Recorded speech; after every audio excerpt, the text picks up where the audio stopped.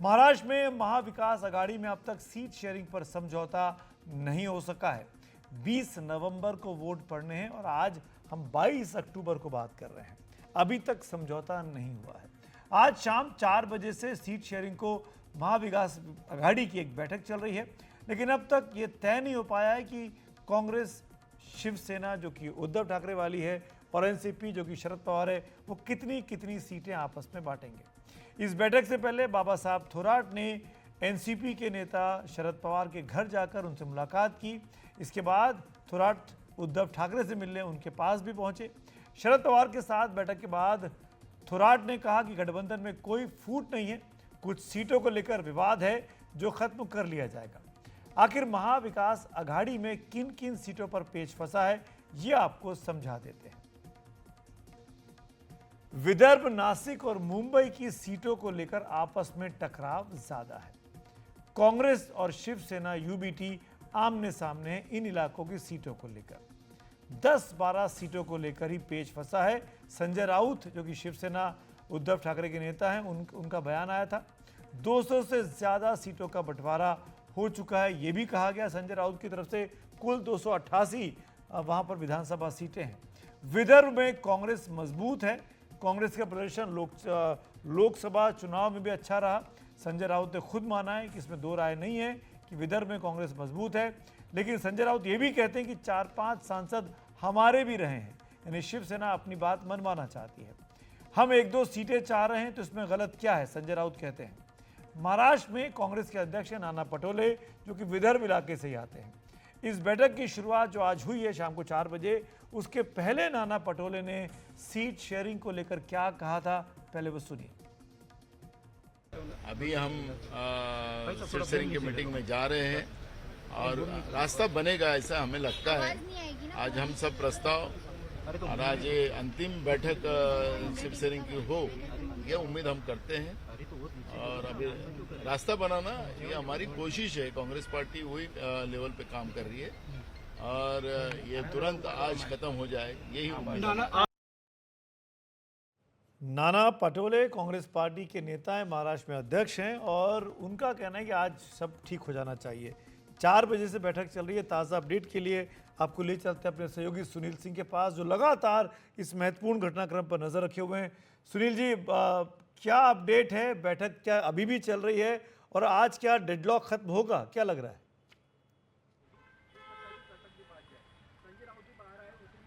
देखिए, 4 से 4:30 बजे से बैठक की शुरुआत हो चुकी है। तीनों ही दलों के, संजय राउत हैं हैं शिवसेना की तरफ से, जितेंद्र आव्हाड हैं, जयंत पाटिल है एनसीपी शरद पवार की तरफ से, और खुद नाना पटोले और बाला साहब थोराट और विजय वडेट्टीवार हैं कांग्रेस से। और लगातार मंथन चल रहा है, लेकिन अभी तक जो बताया जा रहा है कि कोई फैसला नहीं हो पाया, यानी कि विदर्भ में सीटों के बंटवारे का जो पेच फंसा है वो अभी तक सुलझ नहीं पाया है। और ख़ास करके विदर्भ की जो 12 सीटें हैं उस पर जो है मामला उसी तरह से फंसा हुआ है।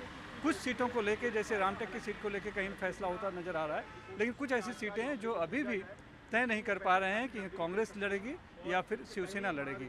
दोनों ने ही एक तरह से देखा जाए, जैसे हम देख रहे हैं कि एक अहम का विषय बना लिया था और वही अहम कहीं ना कहीं यहाँ पर टकराता हुआ दिखाई पड़ रहा है। पीछे कोई नहीं हट रहा है, उसके पीछे सभी अपने तर्क और वितर्क रख रहे हैं। किसको कौन लोकसभा में उम्मीदवार थे तो कितनी सीटें मिली थी, कितने वोट मिले थे, सब रखा जा रहा है।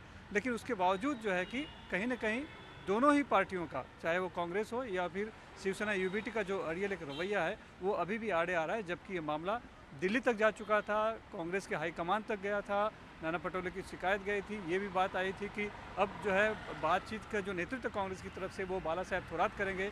और आज हमने देखा कि बाला साहब थोराट सुबह पहले शरद पवार के पास गए सिल्वर ओक में, लगभग 2 से 3 घंटे वहाँ पे उन्होंने शरद पवार से बातें की है, उनको पास अपनी बातें रखी है, उनकी बातें सुनी है।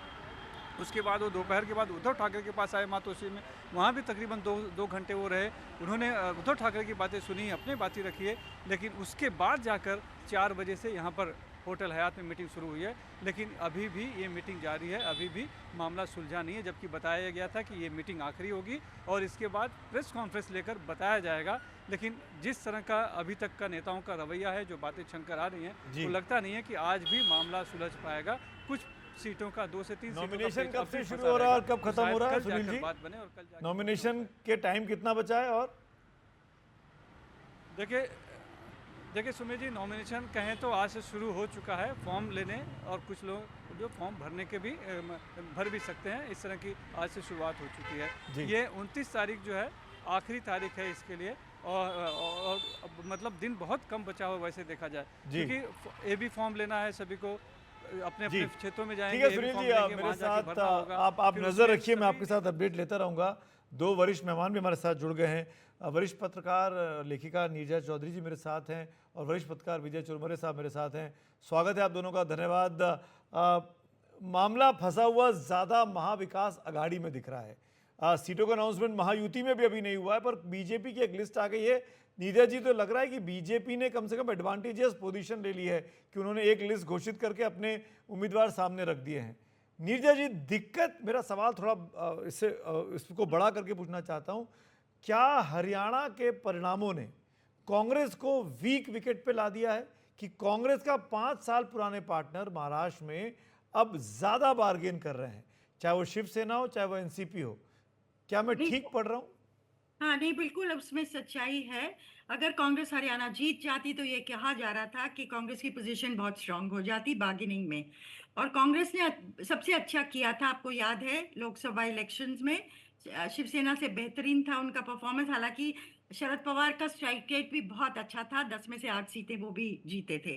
तो अब कांग्रेस की स्थिति थोड़ी कमजोर हो गई है और रीजनल पार्टीज मजबूती से पेश आ रही हैं, और खासकर उद्धव ठाकरे की जो शिवसेना है वो बार्गेनिंग कर रही है कुछ सीटों के लिए, खासकर विदर्भ में और मराठवाड़ा में, और वहाँ ही टसल चल रहा है। लेकिन ये बात तो बिल्कुल सही है जो आपने बड़ा पिक्चर की खींचा है कि कांग्रेस की स्थिति कमजोरी है। उसमें एक थोड़ा संजय राउत वर्सेस नाना पटोले का भी झंझट है, जो कि नाना पटोले के उन्होंने निकाल लिया है नेगोशिएशन में से। जी। और बाला अब साहब थोराट को। हाँ बिल्कुल, थोड़ा सा आए हैं, और उन्होंने शरद पवार से भी बात की और उद्धव ठाकरे से भी बात की, फिर तीनों की मीटिंग हो रही है। तो अब देखो, नॉर्मली ऐसे सलट जाता है लेकिन ये सिग्नल बहुत अच्छा नहीं जा रहा है। हाँ। एमवीए का एडवांटेज रहा है, 30 सीटें जीते थे 48 सीटों में लोकसभा में, तो फ्रंट फुट पे माने जा रहे थे और सिंपैथी भी है उनके लिए। लेकिन इस तरह से रस्साकशी करना और सीटों के ऊपर और एक बैड ब्लड जैसे होता है ना सामने आ रहा है, तो जी। ये एक अच्छा सिग्नल नहीं है। इनफैक्ट विजय जी, बड़ी अच्छी बात नीरज जी ने की, और माना ये तीनों का जो अलायंस बना था आज से 5 साल पहले, तो बहुत ही मजबूरियों में बना, बहुत ही मुश्किलों से बना, अलग अलग विचारधाराएं एक साथ आई, पर 5 साल तक ये पार्टनर साथ साथ रहे। शिवसेना टूटी तब भी साथ रहे, एनसीपी टूटी तब भी साथ रहे, तो कहीं ना कहीं कुछ बॉन्डिंग थी, कुछ एक भरोसा था कि एक दूसरे के साथ होंगे। और फिर लोकसभा चुनावों में शानदार प्रदर्शन, 48 में से 30 सीटें जीतना, ये सब चीज़ें दिखाता है कि बॉन्डिंग ठीक ठाक थी। इन तीन चार महीनों में मैं आपसे ये जो पूछना चाह रहा हूँ विजय जी, वो ये कि 23 नवंबर को पोलिंग है, 26 तारीख तक की डेट है, नई विधानसभा गठन होने की, नई सरकार गठन होने की, मात्र 72 घंटे होंगे। क्या जो स्थिति आज की तारीख में दिखाई दे रही है, जब आप 5 साल की दोस्ती में सीटें नहीं घोषित कर पाए हैं, तो ये 72 घंटे क्या एक साथ रह पाएंगे या कुछ होगा उस दौर में? सुमित जी, देखिए, ये सीटों के लिए खींचतान तो अक्सर चलती रहती है। लोकसभा के वक्त में हमने देखा कि महायुति में भी सीटों के लिए खींचतान चली और महाविकास आघाड़ी में भी सीटों के लिए खींचतान चली। सांगली जैसी जगह के लिए तो शिवसेना और कांग्रेस में बहुत जब अब जो संजय राउत और नाना पटोले के अनबन चल रही, उससे कहीं ज्यादा वो सांगली का मामला चल रहा था। मगर जब सारे सीटों का बंटवारा हो गया तब सारे एकजुट होके इलेक्शन को सामने गए और फिर उन्होंने 48 में से 30 सीटें जीती। मुझे लगता है ये ज्यादा से ज्यादा सीटें अपने पास लेने के लिए ये दोनों तीनों पार्टियां कोशिश कर रही है। जो नीरजा जी ने बात कही शुरू में कि हरियाणा के बाद कांग्रेस थोड़ी कमजोर पड़ गई, सही है, कांग्रेस कमजोर नहीं पड़ गए मगर शिवसेना एग्रेसिव बन गए, शिवसेना यूबीटी एग्रेसिव बन गए। उनके एग्रेसिव बनने का और एक कारण है कि कांग्रेस के रवैये ने उन्हें हर्ट किया है। क्यों, क्या हर्ट किया है? शुरू से उद्धव ठाकरे चाहते थे कि एक मुख्यमंत्री पद का जो उम्मीदवार हो महाविकास आघाड़ी उसके नाम का ऐलान करे। मगर कांग्रेस ने शुरू से आप एक स्टैंड लिया कि मुख्यमंत्री पद का नाम शुरू से हम नहीं उसका ऐलान करेंगे, वो उस इलेक्शन के बाद देखेंगे। और शरद पवार भी कांग्रेस की भूमिका के साथ रहे। उद्धव ठाकरे ने तो एक बार पब्लिक जी। मीटिंग में कहा कि वो मुख्यमंत्री पद के उम्मीदवार का ऐलान करो, मगर वो तब भी नहीं सुना। मुझे लगता है बाद में उन्होंने अपना दावा वापस ले लिया।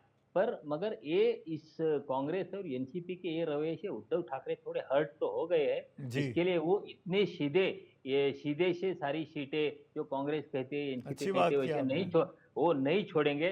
कुछ तो अपना जो दमखम है वो दिखाएंगे। नीरजा जी, जो बात मैं विजय जी से पूछ रहा था कि 23 तारीख और 26 नवंबर के बीच में मात्र 72 घंटे हैं।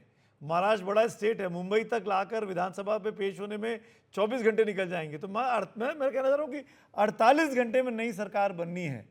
किसका पलड़ा भारी है, कौन बनवा पाएगा? क्या क्लियर मेजोरिटी आती दिख रही है आपको? देखिए, वो बहुत इम्पोर्टेंट सवाल आप उठा रहे हैं कि मान लीजिए हंग असेंबली हो गई, खुदा ना खास्ता हंग असेंबली हुई, और आपके पास कितना टाइम है? 2 दिन है सरकार बनाने में। अब सीटों को फाइनलाइज करने में इतना टाइम लग रहा है, रस्साकशी जैसे मैंने कहा चल रही है। उस समय अगर ऐसी असेंबली हुई कि जहां आपको बहुत जल्दी डिसीजंस करने पड़ेंगे, तो एक नर्वसनेस आ जाता है, क्योंकि 26 नवंबर तक तो बनानी ही बनानी होगी सरकार। लेकिन क्या सवाल ये है कि दोनों साइड में कौन जीतेगा? लोकसभा के टाइम जो स्थिति थी, वो मैं कहूँगी आज वो नहीं है। कई कारण है। आज असलियत में टक्कर है दोनों साइड में। जो एडवांटेज था, थोड़ा सा इनका डेंट हुआ है एमवीए का। और वो सोशल वेलफेयर स्कीम जो है ना, खासकर लड़की बहना योजना जो है जी। महिलाओं के यस। लिए, जिससे पैसा महिलाओं के हाथ में चला गया। अगर गांव में जी। आप बात करिए तो लोग आपको बताएंगे इस महिला के पास 4,500, उसके पास 7,500, ये पहुंच गया है और उसका असर हो रहा है।